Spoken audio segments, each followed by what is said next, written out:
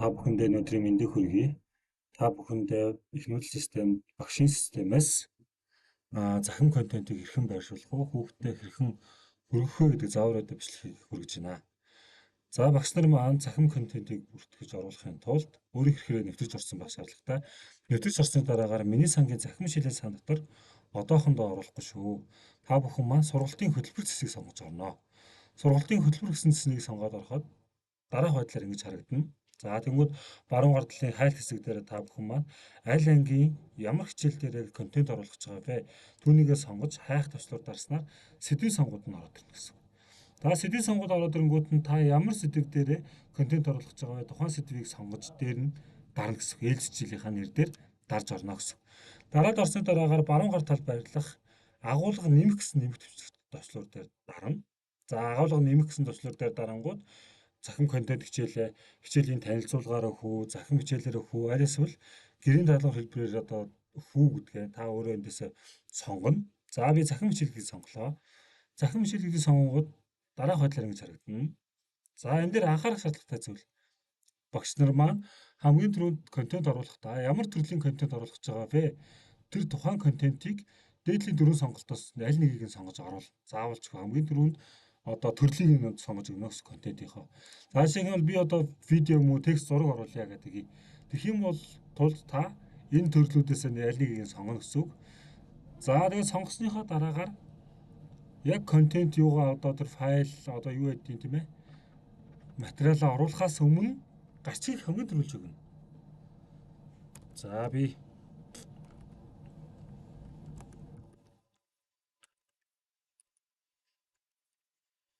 би ингээ гарчгийг нь оруулаад өгчих нь. За тэнгуүдээ тэр гарчгийнхаа одоо оруулах тэр текст төр юм уу да та бүхэн маань өөрсдөө ингээд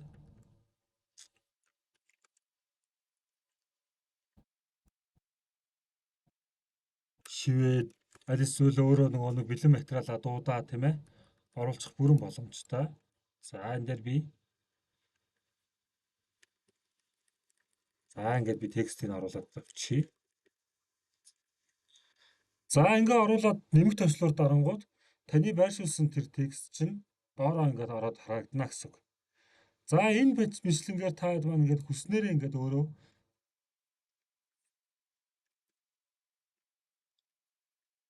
оруулах боломжтой. За би ингээд дараагийн видеогоо оруулахдаа тийм ээ видеоны гарчиг гээд видеогоо сонгож байгаад ингээд оруулж чинь. За нэмэх төвчлөөрөө дарна. За энэ бичлэнгээр ингээд хүссэн төрөл одоо өргөтгөл одоо нөгөө төрлийн контентоо та бүхэн маань ингээд холиод доошоо ингээд байршуулад оруулаад авах бүрэн боломжтой. Оруулсан даруйда та тухайн одоо контент маань тийм ээ яг уншиж гин үгүй юу, болж гин үгүй юу, таньж гин үгүй юу гэдгээ доор нь бас эсвэл нэг нь оруулаад ингээд шалгаад яваад байх бүрэн боломжтой. Хэрвээ буруу контент орсон байх юм бол устгаа дахиад дараагийнхаа зөв бай контентоо оруулаад ингээд байршуулад засварлаад ажиллаад явах бүрэн боломжтой гэсэн.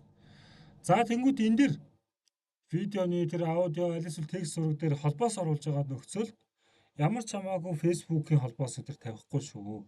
Энэ дээр бол зөвхөн тухайн өргөдөл файлыг яг дэмждэг сайтын холбоосуудыг бол оруулж өгөх шаардлагатай гэсэн. Шиг бол би видео дээр бол YouTube-ийн холбоосыг оруулахад бол асуудалгүй. YouTube маань өөрөө видео холбоос оруулдаг тийм ер нь видео сайт маань гэсэн. За энэ бичлэгээр ингээд та хэд маань контентуудаа ингээд хүснээр ингээд өрөөд байршуулчих нь. За сүүлд нь анхаарах шаардлагатай зүйл. Та оруулсан файлаа яг хүүхдэд яг ямар дараалалаар үзүүлэх ёстой вэ? Тэр дараалалаараа та маань өөрсдөө ингээд байршуулад оруулна гэсэн үг шүү. Тэгэхгүй ямар ч хамаагүй замраагүй ингээд оруулсан гот энэ хамгийн хиндиш энэ хамгийн сүүлд үзүүлэх ёстой байсан шүү дээ гэх юм бол энэ тухайн контентыг зөвөрлж ингэж чирчиг өөрчлөх боломжгүй. Заавалчгүй устгаад яг ингээд зөв дараалалаар нь ингэж инсерт апплод хийж оруулах бүрэн боломжтой гэсэн. За энэ бичлэнгээр ингээд та хэд маань контентуудаа бүснээр байршуулж оруулах боломжтой. Гарчигны хувьд болохоор та энэ гарчгийг та өөрийнхөө дураар хүснээрээ өөрчилж өгнө. Одоо шиг юм бол та нэг эхлэл хэсэг, дунд хэсэг, сүүл хэсэг гэдэг өгсөн ч болно. Аль эсвэл тийм ээ сэлжүүлэх үе шат, батгал үе шат, дүгнэлт хэсэг гэдэг өгсөн ч болно. Аль эсвэл бүр хичээлийнхаа нэрээр өгчөж болно. Илэрхийлэл, термометр, тэсгэд, тэнцэтгэл шийдвэр гэдэг өгсөн ч болно гэсэн. За ингээд өгсөн таны одоо оруулсан тэр дараалалаар яг өгсөн гарчгаар аваад ингээд таны контент файлууд чинь дараалалаар ингээд байршина. Та тухайн дараал дээрээ дахиад өөрчлөлт оруулахаар авах юм бол устгаар дахиад нэмж оруулна гэж хэлсэн. За хамгийн сүүлд сургуулийн санд бичих гэсэн энэ чекийг идэвхжүүлээд агуулга нэмэх гэсэн төвчлөрөөр дарснаар таны цахим контент байршнаа гэсэн. Сэдв дээрээ байршнаа гэсэн. За ингээд сэдв дээрээ байршаад босны дараагаар та хэд маань хүүхдүүд маань яг яаж үзэж байна гэдгийг шалгах зорилгоор дэлгэрэнгүй үзэх сонголтын дээрээс та хэд маань өөрсдөө ингээд үзэж болно. За тэгээд аль эсвэл хэрвээ үгүй гэдэг эдгээр шаардлагагүй гэдэг юм бол та шууд ангид өх үйлдэл хийж болно гэсэн. За ингээд та контентоо байршуулад оруулаад ингээд бэлтгэснийхаа дараагаар тухайн контентоо засварлахаар нь дарж орж байгаад захим хөтөлбөр гэсэн энэ чекийг идэвхжүүлнэ. Энэ захим хөтөлбөр гэсэн энэ чекийг идэвхжүүлж байгаа нь ямар учиртай юм бэ гэхээр тухайн одоо энэ сэдвийн санг тийм ээ захим контент хэлбэрээр хүүхдэд хүргэнэ, үзүүлнэ гэсэн тийм тохиргоо хийж байна гэсэн. За тохиргоо хийсний дараагаар тухайн таны тохируулсан тэр ээлж жишээлийнх нь уртал дээр нэг ингээд юм бөмбөрцгийн зураг гараад ирчихэв. Энэ бол захимаар тухайн хүүхдэд хүргэнэ, үзүүлнэ гэсэн юм тохиргоо байна гэсэн. За ингээд дотроо контенттой дээрээс нь захимаар үзнэ гэсэн энэ тохиргуулга хийсний дараагаар 13 цаг дээр дарахлаар ангид өгөх гэсэн сонголт маань нэмэгдэж гарч ирдэг. Аль нэг нь дутуу ч юм уу, аль эсвэл нэг нь хийгдээ, нэг нь хийгдээгүй, аль эсвэл хоёулаа хийгдээгүй тохиолдолд ангид өгөх гэсэн сонголт гарч ирэхгүй гэсэн. За ангид өгөх гэсэн сонголтыг нь сонгоход дараах байдлаар ингэж харагдана. За ингээд мэдээллүүд буюу одоо ямар ангид, ямар хичээлийн контент одоо ингээд ангид өгөх гэж байна вэ, захин хичээлээр өгөх гэж байна вэ гэдгээ сонгоно.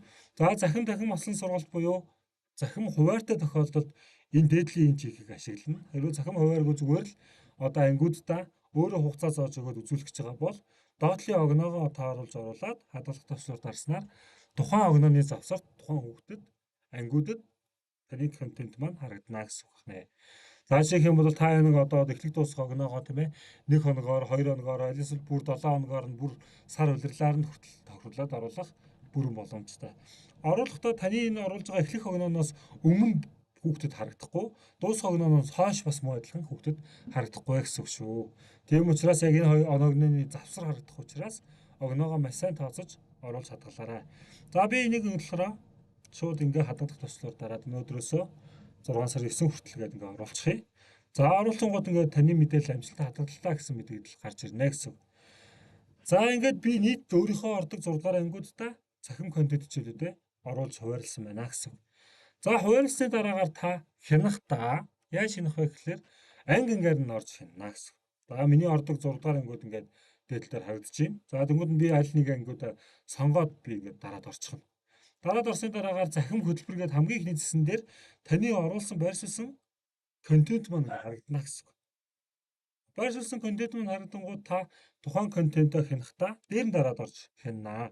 Дээр нь дарж орсны дараагаар баруун дэд буланд нь захим хяналт гэсэн зэс харагдаж байгаа. За захим зэс хяналтан дээр дараад орох, захим хяналтан дээр дараад орохлоор 3 төрлийн хяналтууд харагдана. За хамгийн ихнийх нь тойм хяналт буюу тоо мэдээлэл хянадаг хэсэг. Та хэдэн контент оруулсан, тухайн ангийн хэдэн хүүхэд судлах ёстой юм, түүнээс хэдэн үзэж байгаа юм, хэдэн огт үзээгүй байгаа юм, хин нь ажиллаад үзээд дуусчихсан бэ гэдэг тоо мэдээллийг ингээд доор нь харагдж байгаа. За тэнгуүтээ эхлээгүй, дууссан, гүйцэтгсэн, дуусаагүй гэсэн энэ график маань бас энэ дээрээ тоо мэдээлэл дээрээ булгуурлаад харагдаад явна гэсэн. За суралцагч гэсэн хяналтын дотор нь тухайн ангийн хүүхэд нэг бүрслэн харагдана. Нэг бол танд тухайн анги маань одоо 29 хүүхэдтэй, 39 хүүхэдтэй бол бүх тэр 29-39 хүүхэд маань бөөнөр харагдана гэсэн. За харагдангууд нь хүүхэд нэг бүрслэн гэх тийм ээ. За Аз гэдэг хүүхэд хэдэн хувьтай үзэж байгаа юм, хизээ үзсэн бэ гэдэг хяналтыг хийнэ гэсэн. Тухайн хяналтан дээр контент дээр та одоо сая 2 шиг контент оруулсан байна гэж хүүхэд нэг нь үзэхэд энэ дээр 50% гүйж харагдана гэсэн. Хоёулыг нь үзчихээ 100 болно гэсэн. Гурыг нь үзэх юм бол нэгийг нь үзэхэд 3 хичээл контент оруулаад нэгийг нь үзэхэд 33%, хоёрыг үзэх юм бол 66% гэх мэтлэнгээр тухайн контентын тоонд хувь нь 100%-аараа хувилагдаад за үзсэн тоогоороо хэдэн хувь үзсэн бэ гэдэг энэ мэдээлэл харагдаад хизээ үзэж эхэлсэн бэ гэдэг мэдээлэлтэйгээ харагдана гэсэн. За тэнгууд захим хичээл гэдэг хяналтан дээр ямар хяналт харагдах вэ гэхээр таны оруулсан контент яг дараалалаараа харагдана. Бүх одоо нөгөө дараалалаараа одоо тийм хэдэн хэсгээс бүрдэж байгаа тэр бүх хэсгүүд нь харагдана гэсэн. Тэнгүүд тэр таны оруулсан контентын эхний хэсгийг нь 29-оос хэдэн үзэж чинь, дараагийн хэсгийг нь 29-оос хэдэн үзэж чинь гэх мэтлэнгээр контент нэг бүрслэн хэсэг хэсгээр нь ялгаж хүүхдийн тоогоор нь хянах боломжтой хэсэг гарч ирж байна гэсэн.